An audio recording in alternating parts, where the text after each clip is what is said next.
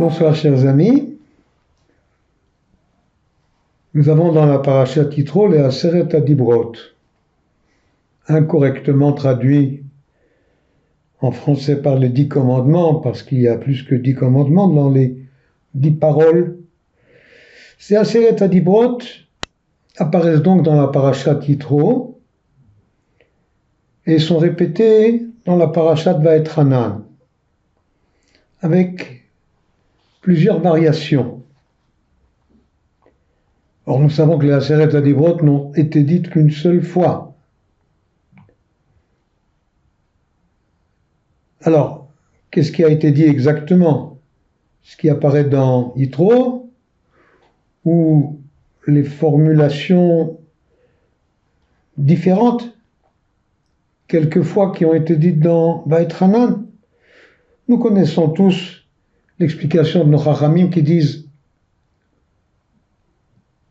Shamor, Vezachor, Vedibur Echad Ne'emru.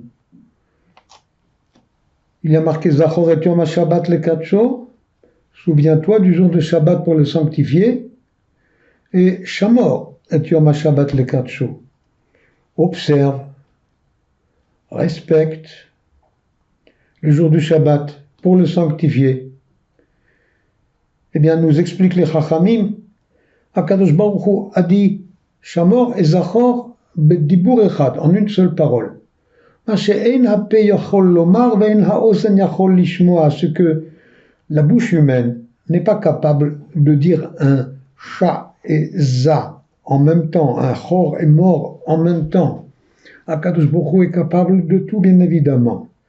L'oreille humaine ne peut pas non plus entendre en même temps, elle peut entendre deux sons, mais un seul son qui fait Echa et Za, et mort et Chor, c'est impossible à l'oreille humaine normale. Mais quand Akadosh Baruch Hu veut que ça devienne possible, alors ça le devient.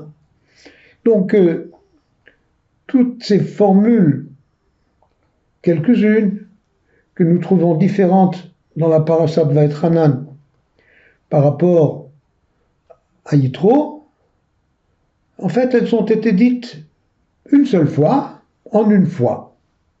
Chose qui n'est pas humaine, mais c'est Akadosh Baruch Hu qui parle, c'est Dieu qui parle.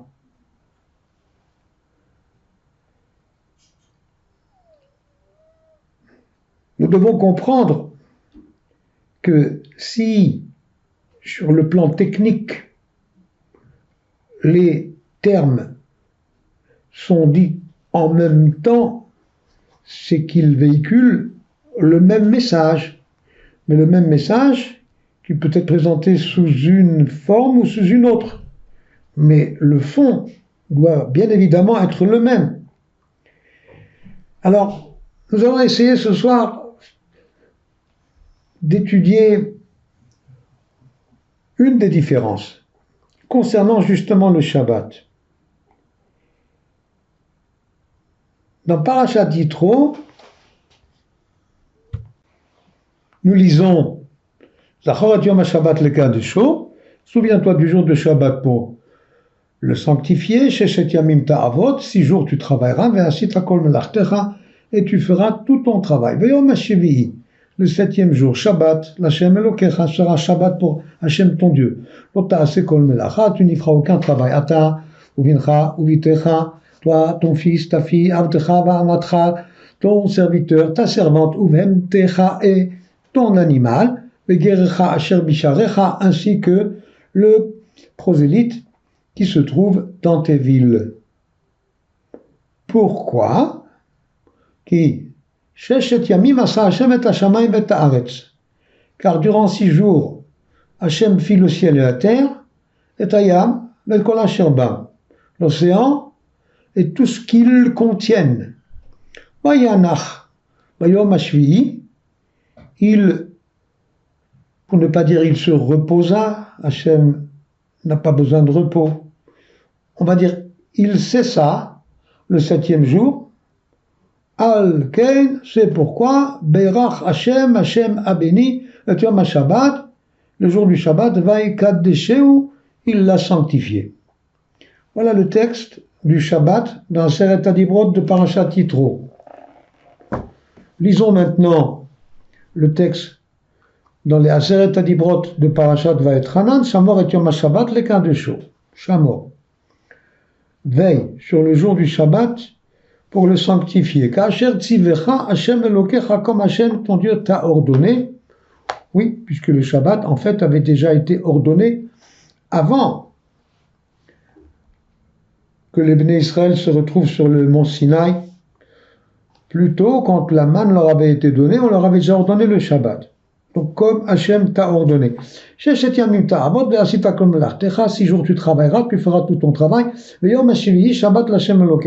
7e jour, ce sera Shabbat pour Hachem ton Dieu. L'ota c'est comme l'acha, tu ne feras aucun travail. Ata umincha uvitecha ve'adacha ve'amatecha, toi, ton fils, ta fille, ton serviteur, ta servante, ve'shorecha ve'chamorcha ve'chol be'emtecha, ton bœuf, ton âne et tous tes animaux. Begerecha asher bisharecha, et le prosélyte qui se trouve dans tes villes, le man, yanouach, afin que se repose, avdecha, ba'amotra, ton serviteur et ta servante, kamocha, comme toi.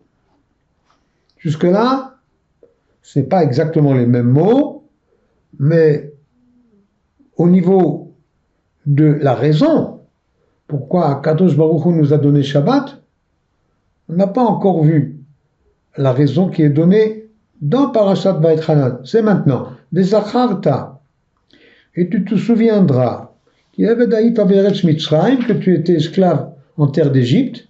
Vayotziacha Hashem Elokecha misham, Hashem te fit sortir de là-bas, biyat chazaka, vizroa netuya, avec une main forte, un bras étendu. Alken, c'est pourquoi tzivecha Hashem Elokecha, Hashem t'a ordonné, c'est pourquoi Hashem t'a ordonné la asot et yom ha-Shabbat, de faire le jour du Shabbat. Et là, bien évidemment, nous devons essayer de comprendre, même si nous avons dit que sur le plan technique, comment Hachem a dit ces mots-là en même temps, ça, ce n'est pas à notre portée. Mais le message ne semble pas être du tout le même. Ici, on me dit, car 6 jours, Hachem fit le ciel et la terre, la mer et tous ceux qu'ils contiennent, le ciel, la terre, la mer, et il a cessé le 7e jour. Alken, c'est pourquoi Berach Hashem et Yom HaShabbat, il a béni le jour du Shabbat, il l'a sanctifié. Et ici, nous disons pourquoi les Acharta, tu te souviendras, que tu étais esclave en terre d'Égypte, Hashem t'a fait sortir de là-bas, etc. Alken, c'est pourquoi, Tzivecha, il t'a ordonné, Hashem Elokecha, éternel ton Dieu, la asot et Yom HaShabbat. C'est pour que tu te souviennes de la sortie d'Égypte. Là, parce que Hashem créa le monde en 6 jours et il cessa de le créer le 7e, et là, pour que tu te souviennes de la sortie d'Égypte. Quel rapport peut-il y avoir entre ces deux raisons qui nous sont données? Quel rapport entre Shabbat et Yetziat Mitzrayim? Quel rapport entre la création du monde et Yetziat Mitzrayim? Le rapport entre création du monde et Shabbat paraît plus évident. Ben oui, puisque Shabbat, Hachem, c'est ça, de créer le monde. Donc il a achevé le monde le jour du Shabbat. Vaychal Elokim bayom hashvi'i, il a achevé le 7e jour, la création. Donc c'est le jour où la création est achevée que nous témoignons que le monde ne s'est pas créé avec un Big Bang, mais qu'il y a un créateur qui l'a créé. C'est ce que nous faisons en observant le Shabbat, jour où la création fut achevée. On peut expliquer comme ça, assez facilement. Mais le rapport entre sortie d'Égypte et Shabbat, beaucoup moins évident. Et plus difficile encore, pourquoi dans Yitro, on me dit tu feras Shabbat parce que Hachem créa le monde en 6 jours et cessa de le créer le 7e, Et dans Vaetranan, on me dit, tu feras Shabbat parce que Hachem t'a fait sortir d'Égypte.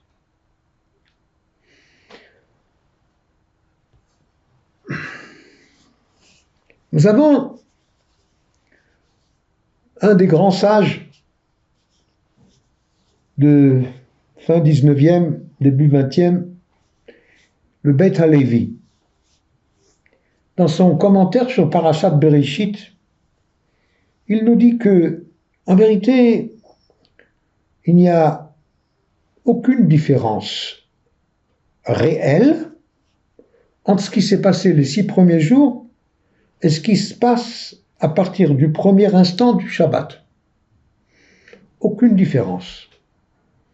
Bien que dans la Torah, il soit écrit « Hachem fit le monde en 6 jours et le 7e, il se reposa entre guillemets », mais en fait, il n'y a aucune différence fondamentale.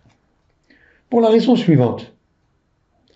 L'univers n'est pas comme le meuble créé par l'ébéniste, la maison créée par l'architecte, qui peuvent survivre à leur créateur pendant des siècles, si c'est de la bonne qualité.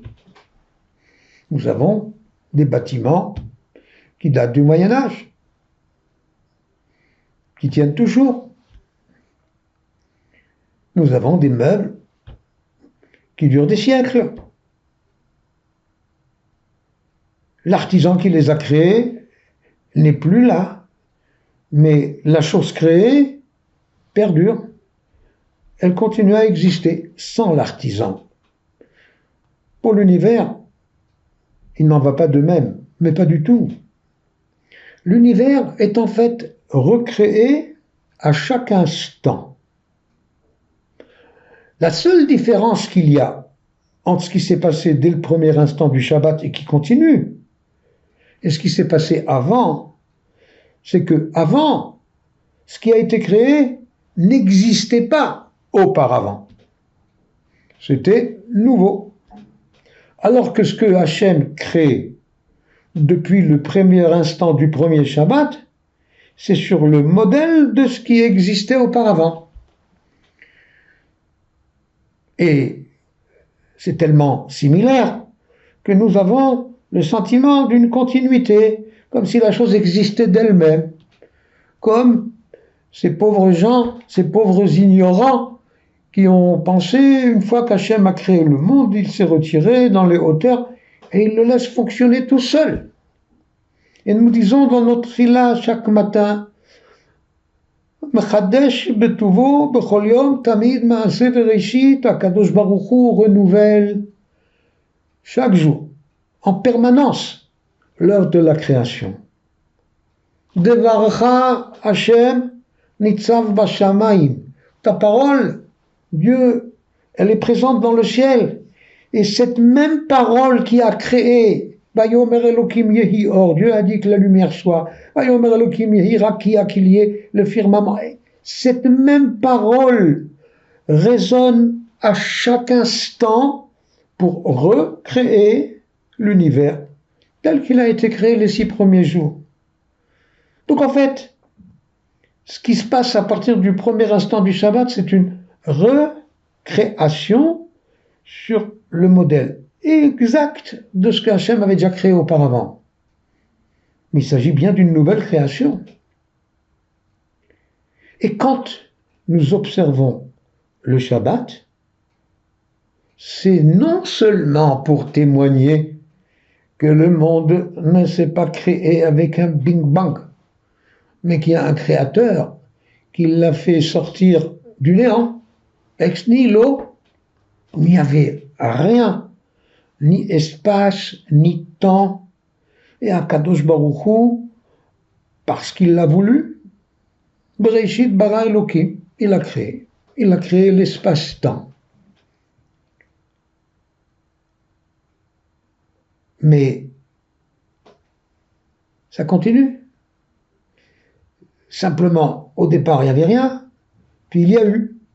Et dès le premier instant du vendredi soir, HaKadosh Baruch Hu continue à créer, sur le même modèle. Et c'est ça que la Torah appelle Vayanach. Il s'est reposé, entre guillemets, Shabbat. Il a interrompu, il a cessé de créer quelque chose de nouveau pour ne plus créer que sur le modèle de ce qui existait auparavant. Et c'est ce que nous témoignons quand nous observons le Shabbat. Nous témoignons que Akadosh Baruch Hu continue à créer le monde à chaque instant. Et voilà où nous retrouvons le souvenir de la sortie d'Égypte.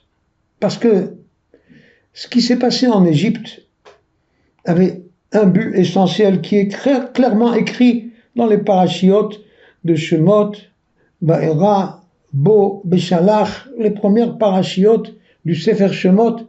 Akadosh Baruch Hu a infligé aux Égyptiens 10 plaies. Puis il fit sortir les Bnei Israël. Puis il leur fit traverser la mer. Il noya les Mitzrayim dans cette même mer. Puis il les nourrit avec la manne, il les nourrit avec le rocher qui devient une fontaine pendant 40 ans. Tout ça, c'est pour nous inculquer Ba'avour Teida, afin que tu saches qui Ani Hashem Bekerev Haaretz. Je suis l'Éternel au sein de la terre. Je ne me suis pas retiré dans les hauteurs célestes en laissant la terre se conduire toute seule avec les lois de la nature que j'ai établies. Je suis présent en permanence et en permanence je recrée l'univers. Voilà ce que tous les événements de Yetziat Mitzrayim qui précèdent la sortie d'Égypte, qui accompagnent la sortie d'Égypte, sont là pour nous montrer. Une fois, Akadosh Baruch Hu a déchiré les voiles que nous appelons nature, et les voiles qui sont là pour le cacher. Ils sont là pour le cacher pour que nous fassions l'effort de le découvrir. Une fois il a déchiré les voiles, il s'est montré, je suis là, jusqu'à l'apogée, au moment ultime, au moment du don de la Torah, Anochi, Hashem Elokecha, je suis l'Éternel ton Dieu qui t'a fait sortir d'Égypte.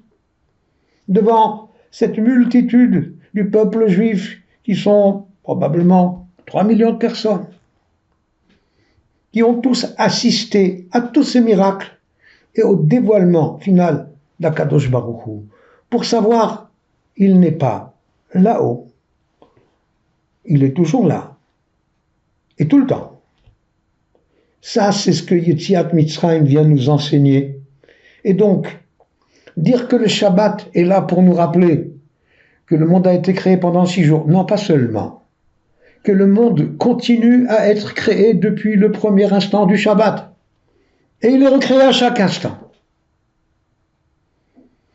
Et se rappeler de la sortie d'Égypte qui nous a justement révélé que Akadosh Baruch Hu était là, que l'eau du Nil n'est de l'eau que parce qu'il veut que ce soit de l'eau, mais quand il veut que ce soit du sang, c'est du sang. Les grenouilles ne restent dans les mares et dans les fleuves que parce que Dieu le veut bien, mais quand il veut les mettre dans les maisons, dans les fours, dans les lits, eh bien elles sont partout les grenouilles. Elles sont là où Hachem veut qu'elles soient, à tout moment. Ça c'est la révélation de tout ce qui accompagne la sortie d'Égypte. Akadosh Baruch Hu est là en permanence. Et il dirige tout. Ovadia Yosef, Zechrono Livracha, était à Paris il y a une quarantaine d'années. Il a fait un petit discours dans le Beth Knesset de Mishkenot Israël, à l'époque se situait à l'école lycéenne de Hirsch, et il a raconté une histoire. Rabbi Israël Salanter, le grand fondateur du mouvement du Moussar, Rabbi Israël Lipkin, on l'appelait Salanter, du nom de la ville Salant, d'où il était originaire,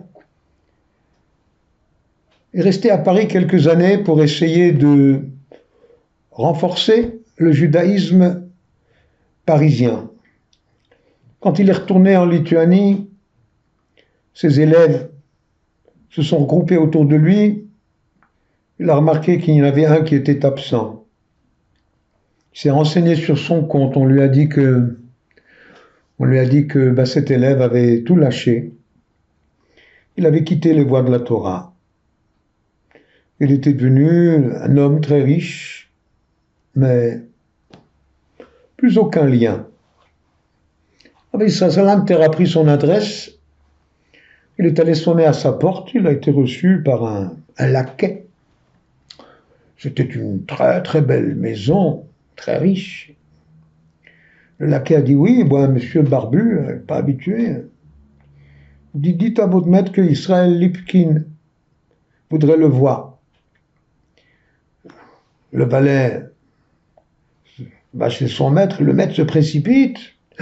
Rabbi, il a tout lâché, mais il garde quand même beaucoup de respect pour son maître. Il le fait rentrer très fier, il lui fait visiter la maison, il l'amène dans le merveilleux salon avec les meubles.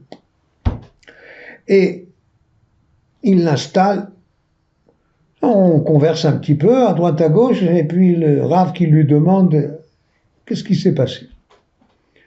Alors il lui dit, vous savez Rav, vous n'étiez plus là, celui qui vous remplaçait, j'ai pas accroché. Alors j'ai cessé d'aller au cours, puis de fil en aiguille, j'ai cessé d'aller aux prières. Puis j'ai fréquenté de moins en moins la synagogue, le lieu d'étude, le lieu de prière. Mais enfin, je tenais encore Shabbat, je faisais encore mes prières à la va-vite, mais je faisais encore des choses. Jusqu'au jour où je me suis trouvé à la terrasse d'un restaurant juif. Et alors que j'étais là-bas, un homme arrive, s'installe, le serveur s'approche et lui demande que puis-je vous servir. Il regarde le menu, il dit mais vous n'avez pas de lapin? Le serveur, choqué, qui lui dit mais monsieur, nous sommes dans un restaurant kasher. Et alors, c'est pas une raison pour pas me servir du lapin si j'ai envie du lapin. Le serveur va chercher le patron. Et le patron lui dit, monsieur, excusez-moi, mais ici c'est un restaurant kasher, on ne sert pas du lapin. Si vous voulez, vous avez un restaurant au coin de la rue qui, certainement, vous servira du lapin. Il dit, mais je suis déjà installé, je n'ai pas envie de bouger. Vous êtes un restaurateur, vous devez me servir. Le client est roi. Le restaurateur n'était peut-être pas un très très grand Yérei Shamaïm. Il a dit au serveur, va lui chercher un plat de lapin. J'ai oublié de dire que c'était un juif. Alors l'élève de Rabbi Israël Salanter qui dit, quand j'ai vu cette scène, j'étais tellement choqué, scandalisé, horrifié. Je me suis dit, c'est pas possible. C'est pas possible que rien ne se passe. C'est pas possible que rien n'arrive. Sûrement que ou la foudre va s'abattre sur lui, ou il va attraper une crise cardiaque, ou il va s'étrangler dès la première bouchée, mais c'est pas possible. Telle provocation. Et pourtant, je l'ai vu manger une bouchée, puis une deuxième, il avait l'air de savourer, et rien ne lui est arrivé. Alors je me suis dit, puisque rien n'arrive, c'est qu'il n'y a personne. Et j'ai tout lâché. Rabbi Israël Salanter n'a pas réagi. Il n'a pas réagi. Il a lancé la conversation sur un autre sujet. Et dans les 10 minutes qui ont suivi, une demoiselle, habillée avec grande élégance, qui entre dans le salon. Ah, elle voit un inconnu, un rabbin, barbu. Et le père qui dit, Rav, je vous présente ma fille. Vous savez, ma fille est une virtuose. Elle est premier prix du conservatoire de piano. Et Rabbi Israël Salanter qui fait, ah, elle sait jouer du piano? Elle peut me montrer ce qu'elle sait faire? La demoiselle devient rouge. Elle tourne le dos, elle sort du salon. Et le papa qui dit à Rav Israël, Salam Terav, mais je ne vous reconnais pas. Vous qui étiez toujours si attentif à ne pas blesser, offenser, vous vous rendez compte comment vous l'avez vexé? Il dit, mais pourquoi je l'ai vexé? Qu'est-ce que j'ai fait? Qu'est-ce que j'ai dit? Il dit, vous lui demandez de jouer au piano, c'est pas le lieu, c'est pas le moment, c'est pas le public, c'est une virtuose, c'est une grande star, ma fille. C'est pas un petit enfant à qui on demande montre-moi ce que tu sais faire. Je dis mais pourquoi est-ce que je devrais y croire qu'elle sait jouer au piano? Si elle ne me montre pas qu'elle sait jouer, moi je vois pas pourquoi je devrais y croire. Alors le père qui dit mais vous regardez sur le mur, vous avez ici le diplôme, premier prix du conservatoire de piano, avec les grandes stars du piano qui ont signé. Vous avez le document qui vous prouve. Elle n'a pas à vous refaire ses preuves devant n'importe qui. Et Rabbi Israël Salanter qui lui dit, est-ce que tu entends ce que tu dis? Moi, je n'ai pas besoin qu'on me reprouve que ta fille sait jouer du piano, alors qu'il y a quelques énergumènes qui ont signé un petit papier comme quoi elle savait jouer. Mais quand tu as un Sefer Torah qui te relate tout ce qui s'est passé en Égypte, qui te relate tout ce qui a suivi, qui te relate Matan Torah, Har Sinai, tout ce document, il ne te suffit pas. Tu voudrais qu'Hachem il refasse les choses pour toi, qu'il refasse tomber la foudre. Et tu as le document qui témoigne que Akadosh Baruch Hu est là à chaque instant et que rien ne se fait sans lui. On a besoin de le prouver encore, de déchirer le voile pour faire des choses surnaturelles. La Torah ne te suffit pas. Voilà, chers amis, ce qui illustre parfaitement notre propos. Une fois, Dieu a déchiré le voile, il a montré, je suis là. Et ce qui existe n'existe que parce que je le fais exister, et à chaque instant. Ça, c'est ce que Mitzrayim nous enseigne et nous rappelle, et ça, c'est ce que nous célébrons, le Shabbat, qui est le début de cette recréation qui existe à chaque instant. Shabbat Shalom.